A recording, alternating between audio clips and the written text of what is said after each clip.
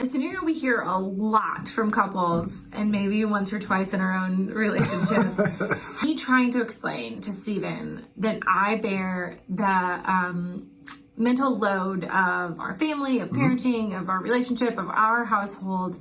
Somehow that translates to what? That I'm not doing anything, and that my experience or my life is not challenging, and that maybe I'm a bad parent.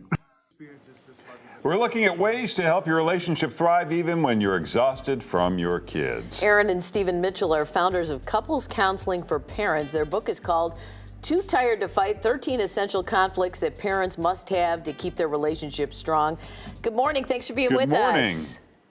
Good morning. Thank you so much for having us. So, I think there's some people that think, we never fight. That's, we just do our thing. But conflict can be good, you say.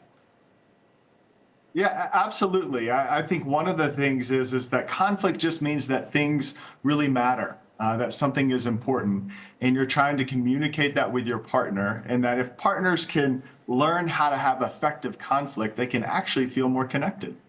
Why, to get back to the sound that we started the segment with, why is she carrying the mental load? Is it because you feel like you're not heard, or she doesn't respect your feelings? Is there some way to turn this around back on her? I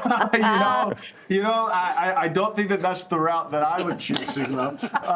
But I think oftentimes the mental load, particularly for women in mixed gendered relationships, has a lot to do with the societal scripts that we have for women, that they're supposed to be able to do it all, be great moms, work full time, be successful.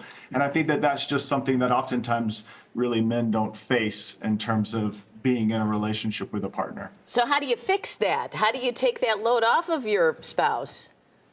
Well, I think it starts by having the conversations. I think a lot of times, especially in parenting, the people like me, the partners like me, we're just like, oh, I can do it. It's easier if I just do it myself. I'll just keep doing it. And then it gets to a point where we feel overwhelmed and we feel like we're at a breaking point. So ideally, it would be before we get to that point. But even still, to be able to talk about it openly and feel like you're really heard. What do you do when you have a set of in-laws that are not liked? Whose responsibility is it to fix that? Is it fixable? Do you just manage it? That is the $1 million question, for sure. I think one of the things that we talk with couples about is that what you want to do is make sure that you and your partner are a team. Your relationship is the primary relationship that you need to feel connected and on the same page. Yes, and then I think like what the relationship is with the grandparents matters a lot. There are, we sort of talk about there's toxic relationships, and then there are some real boundaries that need to be established. And then there's the not liked, which, that could be very serious, or it could just be irritating. And as long as we go in on the same page, that can feel like we can handle that together, and that relationship doesn't have to come between us as partners. You specifically address this incompetence trick, which I know I've heard that some guys in relationships do, like, oh, I can't load the dishwasher. You do it better than me. And it's like you act like you do it badly, and then you won't be asked to do it again. That can have or you're being told that you do it poorly, and you don't want to hear that anymore. Don't listen to him.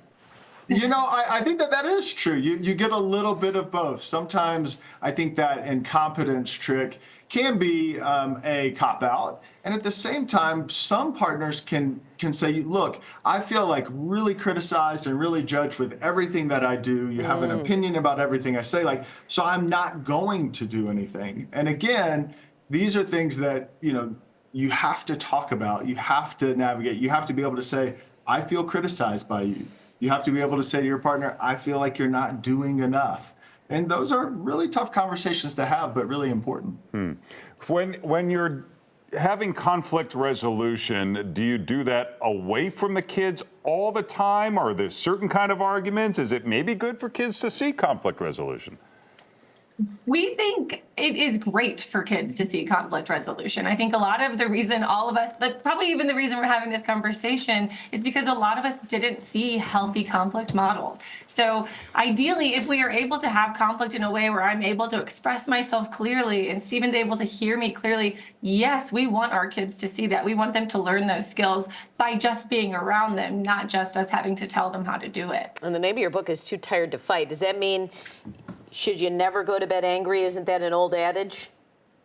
That is an old adage. Yeah. We definitely do not support that. Sometimes it's better to take a minute, take a beat, and figure out what exactly it is we're trying to say, what our partner might be trying to say to us. But I think it's too tired to fight because we certainly are. So the point of this book is to give couples the skills they need so they don't have to fight. They don't have to keep having these conversations round and round. They can find real repair and move forward. The book, again, Too Tired to Fight, 13 Essential Conflicts Parents Must Have to Keep Their Relationship Strong. You can check out the socials there and the website for more information. Thank you. Thank you. Thank you so much for having us.